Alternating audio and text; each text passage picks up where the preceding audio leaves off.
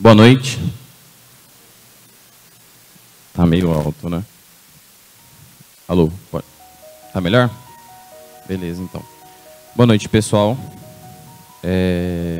Eu gostaria de agradecer à Associação Espírita Allan Kardec por ter nos convidado à reflexão de hoje, para poder conversar um pouquinho sobre o Evangelho, sobre a doutrina espírita. Então, aqui o nosso muito obrigado para casa. E hoje o tema é o poder da fé.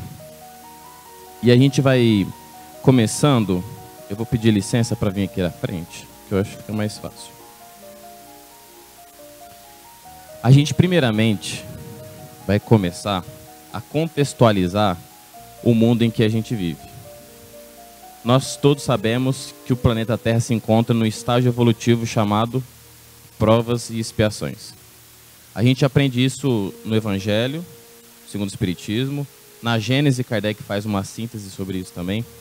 E a gente vai ver que os planetas, conjuntamente com os habitantes que nele habita, exercem um processo de evolução. Então, planeta primitivo, planeta de provas e expiações, regeneração, felizes e ditosos. Seria essa a escala. O planeta Terra se encontra no mundo de provas e expiações. E como o próprio nome já diz para a gente, esse tipo de planeta é caracterizado por basicamente duas situações. Situações de prova e situações de expiação. Situações de prova seriam aquelas em que nós somos testados na vida a identificar se conseguimos conquistar uma virtude. E expiação seria uma situação inevitável e irrevogável que os espíritos têm que passar enquanto encarnados. Esse é o contexto que a gente vive.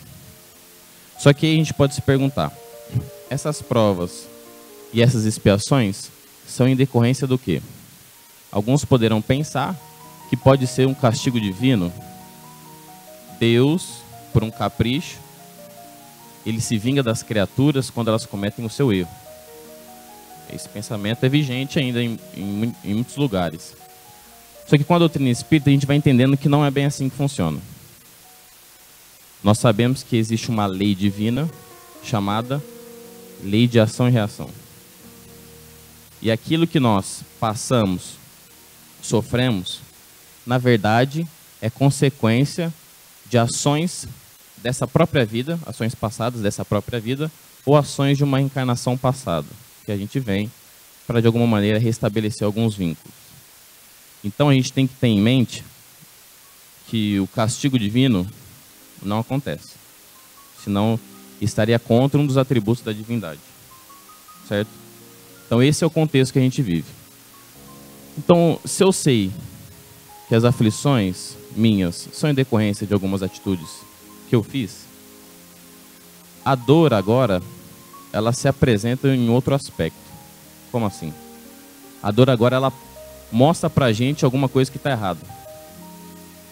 Porque se o mal, ou se a dor é uma consequência de uma coisa que eu já fiz, essa coisa que eu fiz não está certa.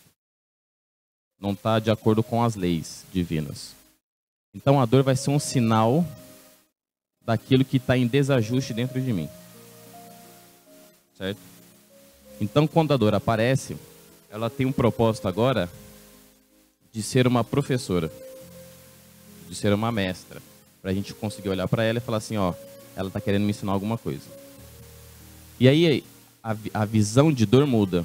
E a gente vai lembrar no item chamado paciência, lá no Evangelho segundo o Espiritismo, tem uma parte que o Espírito Amigo fala assim, a dor é uma bênção que Deus envia aos seus eleitos. Não vos aflinjais, portanto, quando sofrerdes, mas pelo contrário, bendizei a Deus Todo-Poderoso que vos marcou com a dor no mundo para a glória no céu. Então a doutrina vai mostrando pra gente que a dor na verdade é uma bênção. Uma bênção por quê? Porque a partir dela nós podemos aprender alguma coisa que a gente precisa aprender. Um exemplo. Todos nós aqui fazemos as nossas atividades e por algum motivo eu fico de cama, não consigo fazer minhas coisas. Fico impossibilitado. A irritação começa a bater na nossa porta, porque eu estou acostumado a fazer minhas coisas, não posso porque eu estou de cama. E aí, pelo menos nesse tipo de situação, existem inúmeras outras, a gente tem que pelo menos aprender 2 virtudes. E a dor vai ensinar pra gente 2. A primeira é a paciência. Conseguir entender que naquela condição que eu me encontro, eu não consigo fazer minhas coisas. Eu tenho que esperar passar. E outra é a humildade. Porque às vezes, numa situação de dependência, a gente é muito orgulhoso. Eu já não tenho minhas condições, então eu tenho que ser humilde de me entregar para outra pessoa fazer algumas coisas para mim. Então a dor nesse ponto nos ensina essas 2 virtudes. Então a dor começa a ter uma outra perspectiva, um outro tom. Mas a gente vai lembrar também que não adianta só passar pela dificuldade, simplesmente. Por quê? Porque existe um item lá no Evangelho segundo o Espiritismo, todo mundo lembra, o bem e o mal sofrer. Eu posso passar pela dor sem necessariamente aprender com ela. Então eu posso passar por o processo de cama sem ter desenvolvido paciência e humildade. E aí a gente pode imaginar uma situação ou fazer uma imagem de um rio. O rio com o seu leito. E se nós colocamos uma barreira no rio, qual que é o comportamento do rio? Subir de nível e extravasar pelas beiradas, certo? Para conseguir passar aquela barreira. Mais ou menos a gente tem que ter esse comportamento. As barragens do rio seriam as nossas dificuldades. Se nós permanecermos no mesmo ponto, nós não conseguiremos passar essa barreira. Ou seja, a gente tem que se elevar. A dor, a solução da nossa dor não está onde a gente está. A gente tem que subir de nível. Então é conquistar uma virtude, é conquistar alguma coisa no aspecto espiritual para conseguir entender aquela dor e passar por aquele sofrimento. Porque senão a gente vai ficar naquele nível, batendo e voltando, e não vai conseguir resolver isso. E a partir do momento que a gente consegue transpor esse nível, a gente nunca mais vai voltar no nível anterior. Porque agora eu atingi um novo nível. E assim a vida vai nos mostrando como deve ser o progresso. Certo? Mas aí a gente pode se perguntar. Tá, eu entendi que a dor é decorrência do meu erro. A dor é uma decorrência de uma atitude minha que não foi feliz. Mas o que eu fiz para ter isso? Para ter essa dor? E aí a gente vai lá no Livro dos Espíritos. Pergunta 614. Quando Kardec fala assim: o que nós devemos entender por lei natural? E os Espíritos respondem: lei natural é a mesma coisa que lei divina. Estou parafraseando a resposta. É a mesma coisa que lei divina. O que isso quer dizer? As nossas relações é uma lei divina. São uma lei divina. Na natureza, tudo que acontece na natureza é uma lei divina, oriunda de Deus. E mais para frente na resposta, os Espíritos vão falar assim: e a infelicidade do homem decorre quando o ser humano sai da lei divina. Ele foge da lei divina. Então a dor e meu sofrimento vai vir depois de uma atitude minha que não condiz com a lei natural. E aí a gente vai recorrer ao Evangelho de Jesus. Marcos, ele vai citar uma passagem que nos exemplifica muito bem isso que os Espíritos nos responderam.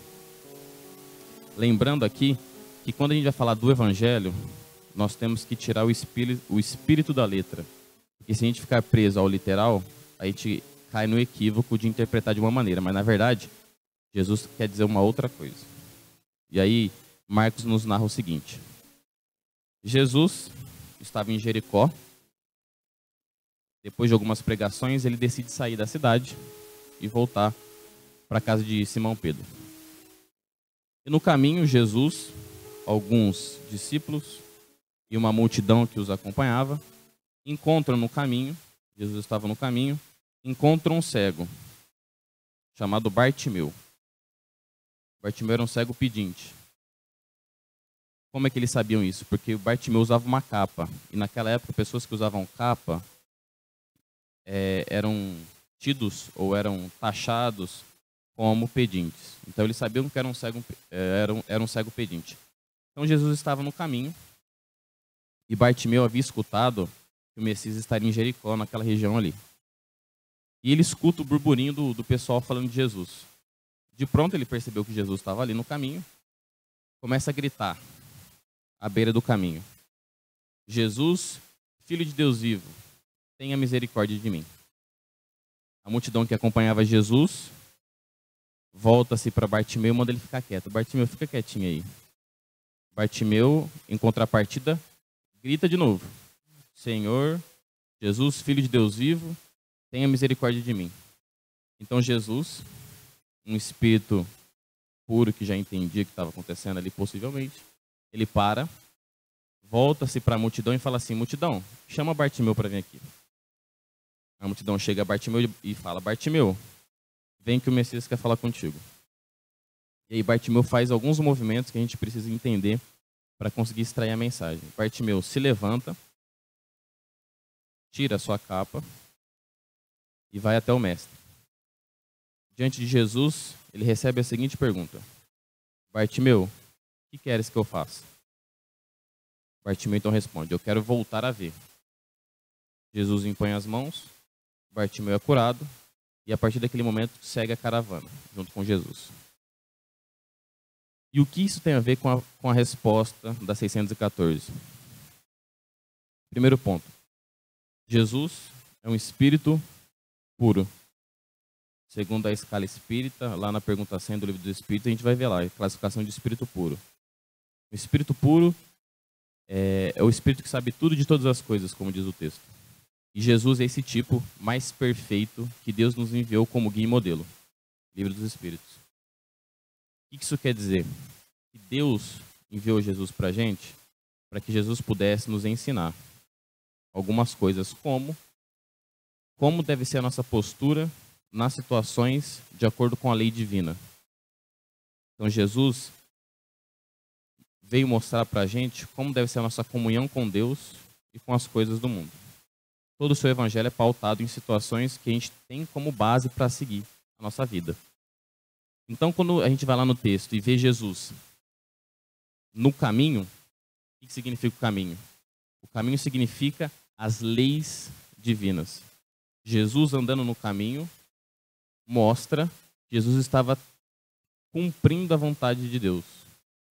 Então, quando eles encontram Bartimeu à beira do caminho, quer dizer que Bartimeu não estava no caminho e por isso fugia da lei divina.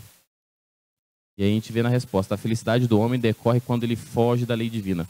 Bartimeu era o quê? Cego. Era cego porque ele não estava dentro da lei divina. O sofrimento decorre quando a gente foge da lei. E aí Bartimeu, já não mais feliz com aquela condição, o que ele faz? Ele começa a fazer um movimento de busca. Então ele grita: Jesus. Jesus, filho de Davi, Jesus, filho de Deus vivo, tenha misericórdia de mim. O que é isso? É o início do movimento de mudança. Aquela questão que a gente falou do rio. Tentar ultrapassar a barreira do rio. Ele começa a levantar. O que a multidão faz? Abafa Bartimeu. E acontece com muita gente aqui. Quando a gente começa um movimento diferente do de costume, as pessoas começam a meio que distanciar a gente das coisas. Tipo assim, vai viver no centro agora? Muda pra lá, compra uma cama e vai morar lá. Tipo isso. Então as pessoas têm essa tendência. Quando a gente faz uma coisa diferente do que a massa faz, as pessoas olham com estranheza. É o que fizeram com Bartimeu. Mas Bartimeu insiste, grita de novo, Jesus para. E aí, Jesus chama Bartimeu. Bartimeu faz o quê? Se levanta, ou seja, ele estava prostrado no marasmo. Se levanta, já mudou de atmosfera mental. Quando ele muda de atmosfera, ele tira a capa. E o que é tirar a capa? Tirar a capa é se desnudar daquilo que você carrega. Então, por exemplo, atavismos, preconceitos, julgamentos, opiniões suas, que você precisa se desvencilhar para receber um novo ensinamento. A mesma coisa que aconteceu com Paulo de Tarso. Paulo de Tarso a caminho de Damasco, vê Jesus, fica cego, cai do cavalo, Ananias cura-o, depois Paulo passa 3 anos no deserto estudando o evangelho para receber um novo ensinamento. Ele se desfez daquilo que ele era, do fariseu, para receber um novo ensinamento e ser diferente. Bartimeu fez a mesma coisa, tirou a capa para se desnudar espiritualmente diante do Messias, diante de Jesus. Só que aí a gente pode parar e pensar. O que acontece muitas vezes com a gente no movimento espírita, ou em qualquer lugar religioso, ou qualquer atividade profissional até. Nós temos o hábito de personificar o trabalho. Então é a casa espírita do fulano de tal, eu que fiz. E quando você tira a capa, você entende que não é seu trabalho no movimento espírita e nas casas religiosas cristãs, na verdade é de Jesus. Então, tirar a capa é se desvencilhar daquilo que você carrega de mais precioso, que você acha que é bom. Mas na verdade você tem que se desnudar para receber uma nova vestimenta. Só que aí, quando a gente lê o texto e vê que Jesus chama o cego, a gente pode pensar o seguinte: seria falta de educação de Jesus chamar um cego? Porque eu não chamaria o cego para vir até mim. A gente vai até o cego, pela sua deficiência visual. Mas aí a gente tem que tirar o espírito da letra. Todo o ensinamento de Jesus tem como prerrogativa a necessidade daquele que quer receber o benefício, fazer o movimento. Por exemplo, capítulo 5 lá do Evangelho segundo o Espiritismo. Vinde a mim todos vós que estáis aflitos e sobrecarregados, eu vos aliviarei. Então, o movimento de ir até Jesus. Buscai e achareis. Batei e abrir-se-vos-á.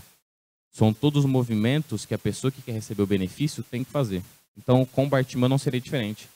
Ele pediria para Bartimeu ir até ele. Só que diante de Jesus, Bartimeu recebe a seguinte pergunta: o que queres que eu faça? Parece lógico para a gente. Um cego quer voltar a ver. Mas por trás disso não. O que ele quer saber? Apesar de Jesus ser um espírito puro, ele não tem condição e ele não pode ferir o nosso livre-arbítrio. Porque eu posso estar aqui no centro espírita, só que eu não necessariamente estou querendo mudar. Eu posso estar vindo, frequentando, só que eu não quero. Eu quero ficar de onde eu estava. Eu quero estar com a minha capa. Então Jesus pergunta: o que você quer que eu faça? Aí Bartimeu fala: eu quero voltar a ver. Jesus cura, Bartimeu volta a ver e segue o caminho. Quando Bartimeu volta no caminho, ele deixa de ser cego. Isso é a nossa relação com as leis divinas. Por isso que a gente sofre. Porque a gente não cumpre as leis divinas. Tá, mas nesse mundo que a gente vive, a gente não vai cumprir as leis divinas sempre. A gente vai errar, vai se equivocar, a gente vai sofrer, porque ainda é na nossa condição espiritual, natural.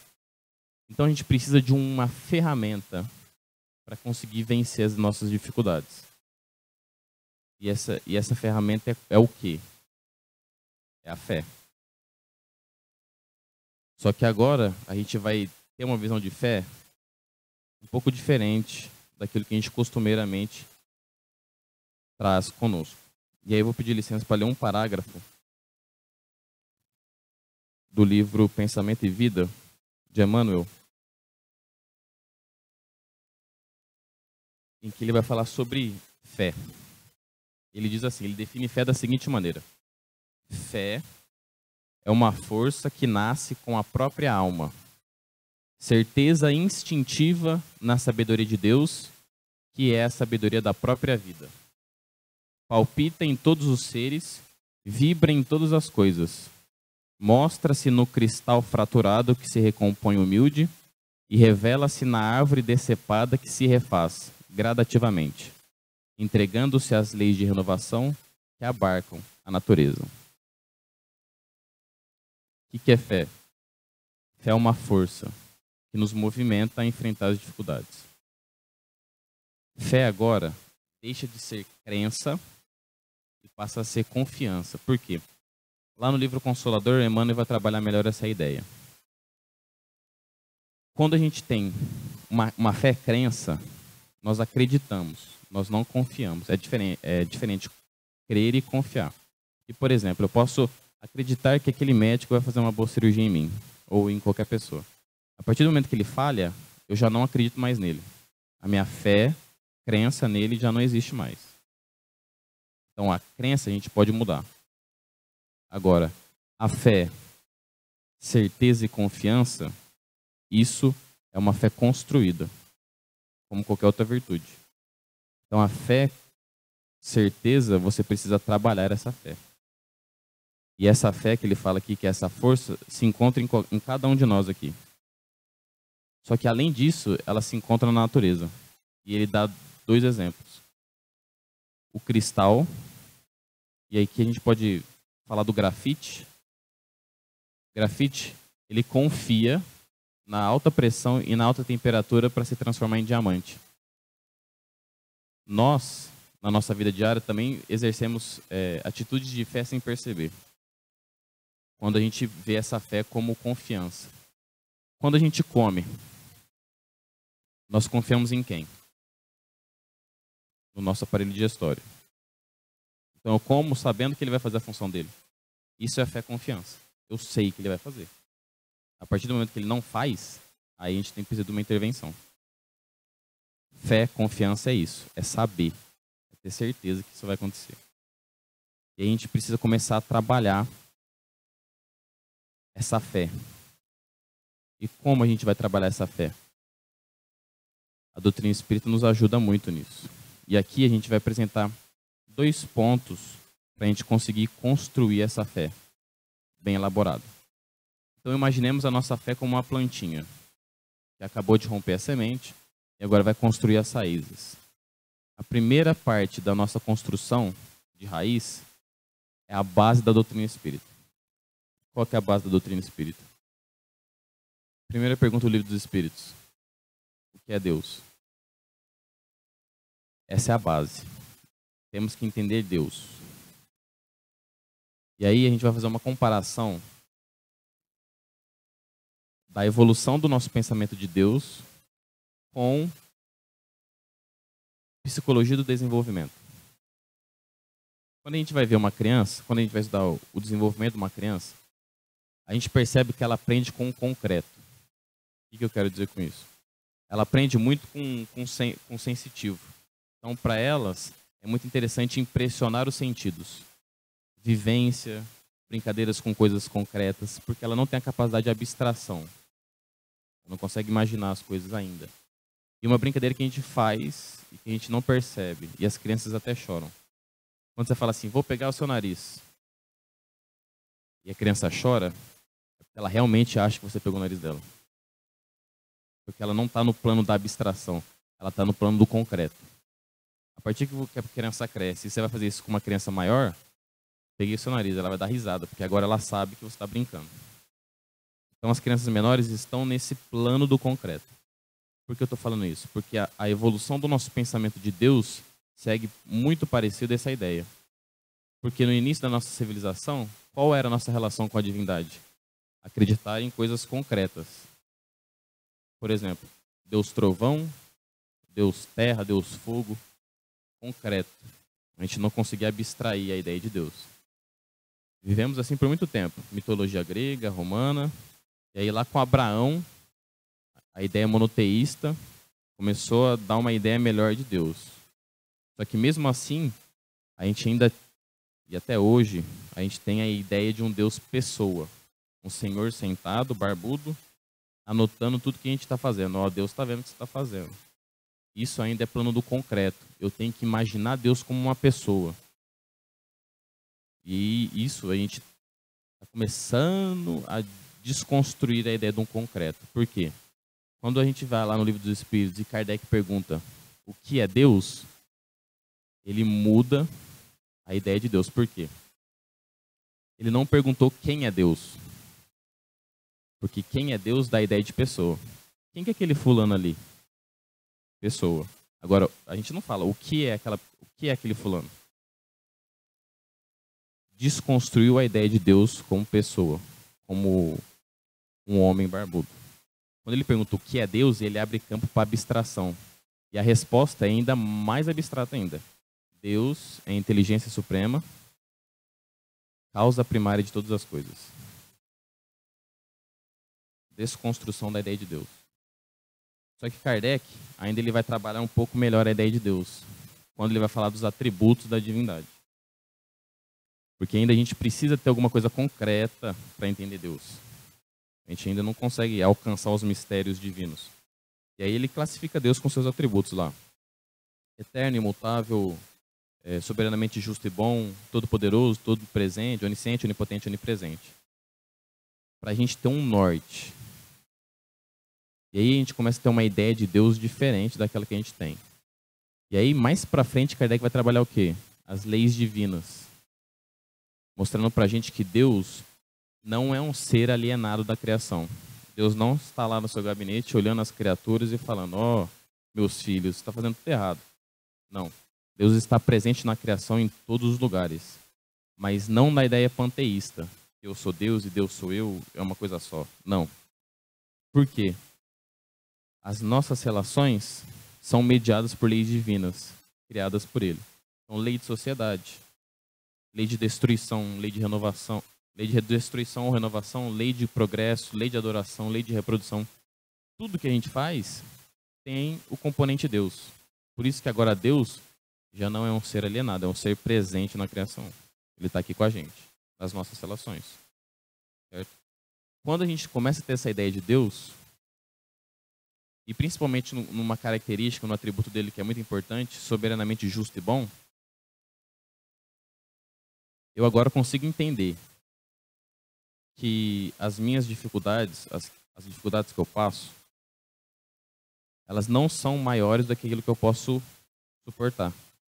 Porque existe uma variável que é a misericórdia divina. Deus não é vingativo, Deus não é ruim. Ele sempre tem a bondade como variável. É tipo prestação. Então, um boleto e você vai pagando de pouquinho em pouquinho. Essa é a ideia. E aí, quando eu tenho essa ideia de Deus, a minha fé começa a ser melhor trabalhada. Porque agora eu sei que Deus quer esse. Como o Emmanuel nos fala, a fé é a certeza instintiva na sabedoria divina. Agora eu sei por quê eu confio e tenho fé em Deus. Eu não acredito em Deus, eu sei. Porque apesar das minhas dificuldades, existe um Deus que intercede por nós a todo instante. E o Espiritismo nos lembra disso, lá no Evangelho segundo o Espiritismo. Ao lado de cada lágrima, existe um bálsamo consolador. Qualquer situação que a gente tiver passando dificuldade, vai ter alguém, vai ter alguma coisa que vai nos ajudar na dificuldade. Por quê? Isso é a variável misericórdia divina intercedendo nas nossas dores. Então, a nossa plantinha, que tinha a raiz fraquinha, tem uma base mais forte. A certeza em Deus. Atrelado a isso, a gente tem uma outra ideia, que a doutrina espírita nos esclarece muito bem. Eu não sou o Frederico. Vocês não são vocês. Eu estou o Frederico e vocês estão essa personalidade. O que nós somos em essência? Espíritos. E o que é espírito? Espírito é o princípio inteligente do universo. Quando a gente tem ideia disso, nós começamos a entender que nós somos ativos na criação. Porque se Deus é a inteligência suprema, ele cria várias coisas, eu, como princípio inteligente, também posso criar. E o André Luiz vai falar isso pra gente no livro Evolução em Dois Mundos. Co-criadores em plano maior ou menor, dependendo do nosso grau de evolução. Quando eu tenho ideia de que eu sou um espírito, eu começo a entender que eu já existia antes do meu nascimento e existirei depois da minha morte.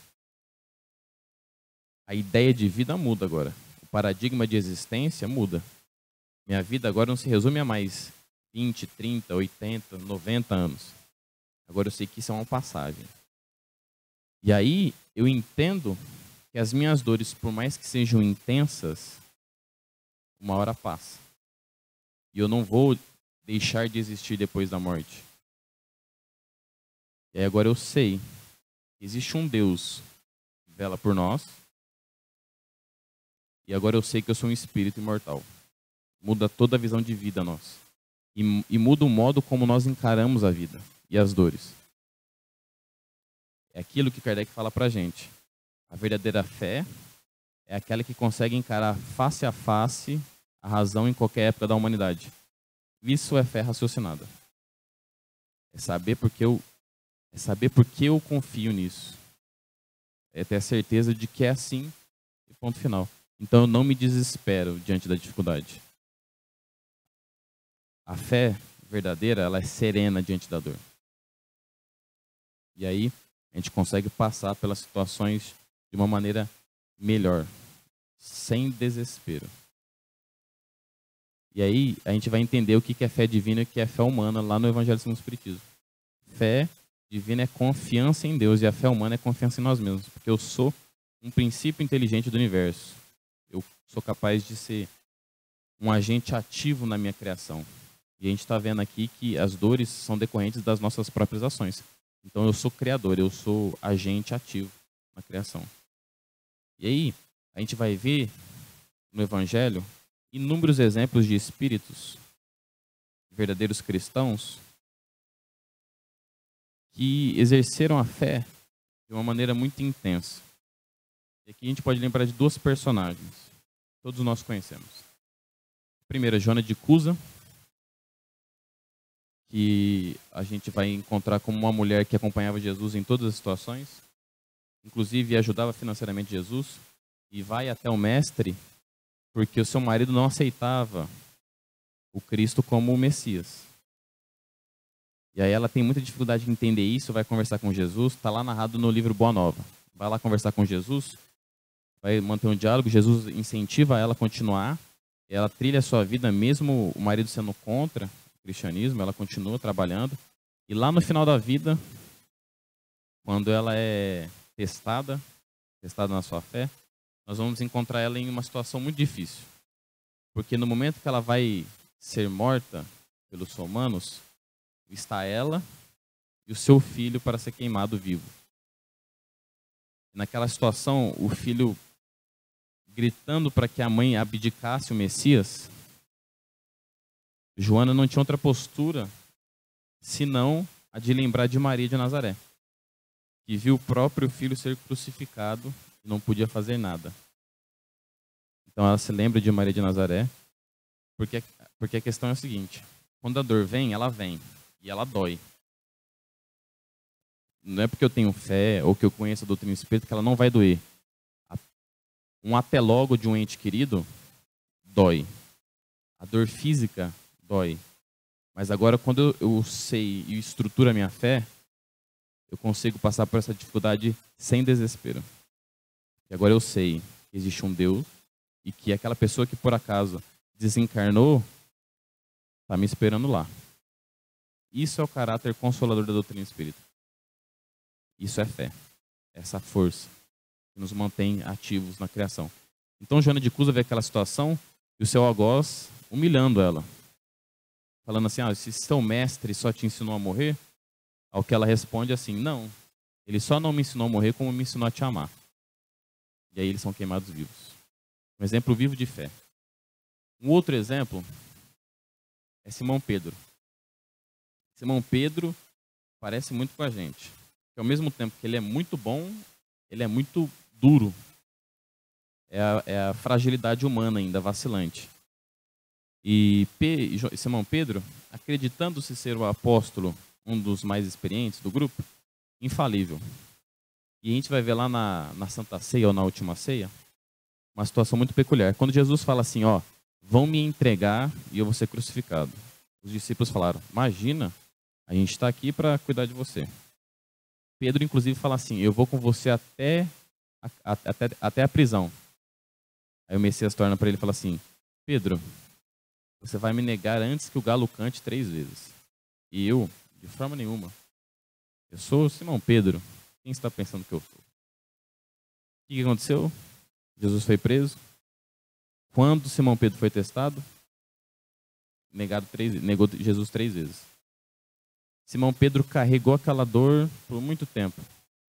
Até depois que Jesus foi crucificado, morto, ele volta, depois para passar um tempo com seus discípulos.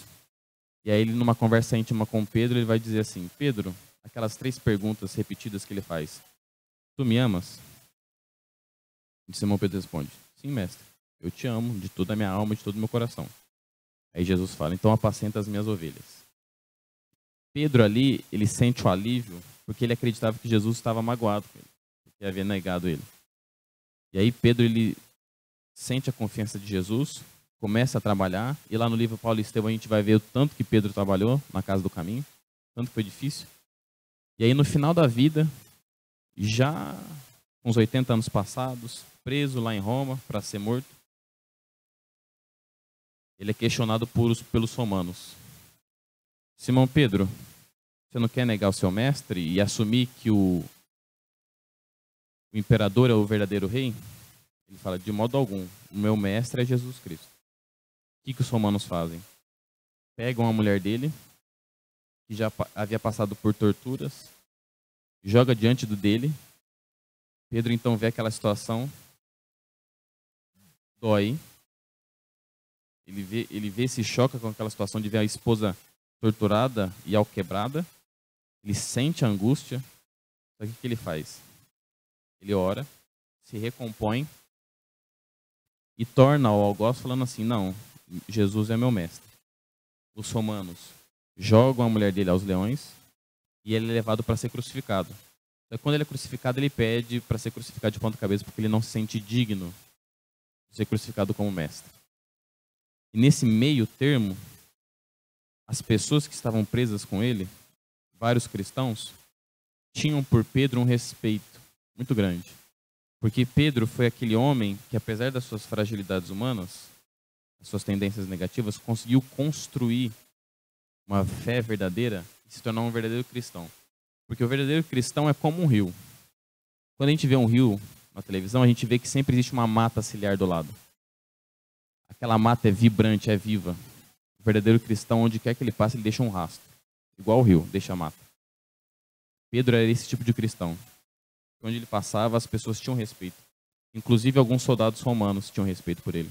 Mas existia um que não gostava de Simão Pedro, chamado Aniceto, ou Aniceto.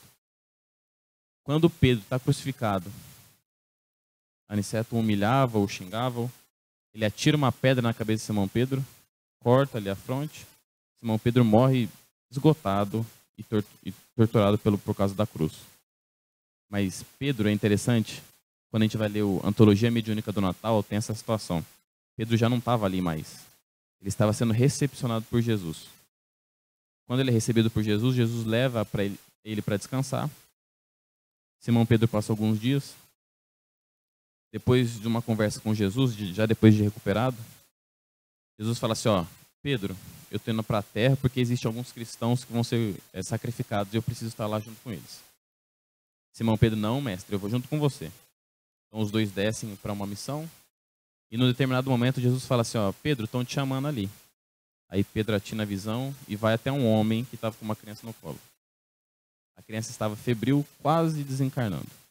E essa pessoa começa a chamar Pedro pelo pensamento, fazendo uma prece.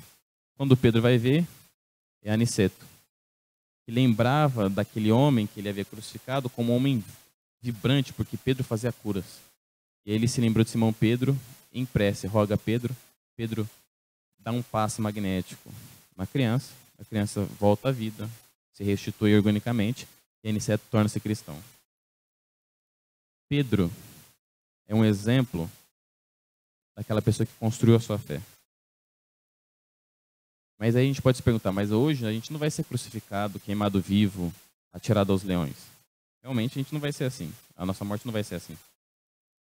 Mas em tempos de transição, em que as pessoas ultimamente estão se odiando mais que se amando, elas estão polarizadas, que a violência é mais aplaudida do que o próprio bem, nesse momento de escuridão é importante ter essa chama da fé. Porque a chama da fé nos orienta no caminho. E quando nós encontramos alguém com fé, quando nós encontramos a luz na escuridão, mesmo com um fósforo, a gente quer se aproximar porque a gente se sente seguro ali. Isso é a fé no meio da escuridão. Nós construímos essa fé. Esse poder da fé pode até contaminar as pessoas. E a gente sente essa força vibrando dentro da gente. E a gente lembra de Jesus, lá em João, capítulo 16, quando ele fala assim, no mundo tereis aflições, mas tende bom ânimo, eu venci o mundo. Não na ideia de batalha, porque Jesus não veio batalhar com ninguém. As profecias que fizeram ele como guerreiro caíram por terra, porque ele veio servir. Ele mostrou que aquele que é maior é o que serve mais. Então, quando ele fala vencer o mundo, é vencer o mundo interior e vencer as situações da vida. E só vence as situações da vida aquele que começa a construir a sua fé. E aí cada um tem o seu tempo. Mas é importante que nós construamos a nossa fé e tenhamos em mente aquilo que Kardec nos ensinou, a fé raciocinada. Saber por que eu acredito nisso. Por que eu acredito em Deus? Porque eu acredito que eu sou um espírito imortal. Por causa disso que a gente trabalhou essa noite inteira. Certo? E aí, a gente lembra de Paulo, na sua carta aos Romanos, falando assim: se Deus é por nós, quem será contra nós? Então que a gente possa sair daqui fortalecidos com essa fé, vibrante, para que a gente possa sair no mundo lá fora, no meio da escuridão, e ser orientados. Porque aqui é um ponto de luz. As casas espíritas são pontos de luz no meio da escuridão. Um dia vai ver a luz. Só que quando a gente vem aqui e restabelece as nossas forças, a gente tem que ser lá fora o verdadeiro cristão. Aquela chaminha viva. Que a gente possa trabalhar isso em nós. Que a gente possa ter fé em nós mesmos e na providência divina. Muito obrigado pela atenção e até uma próxima.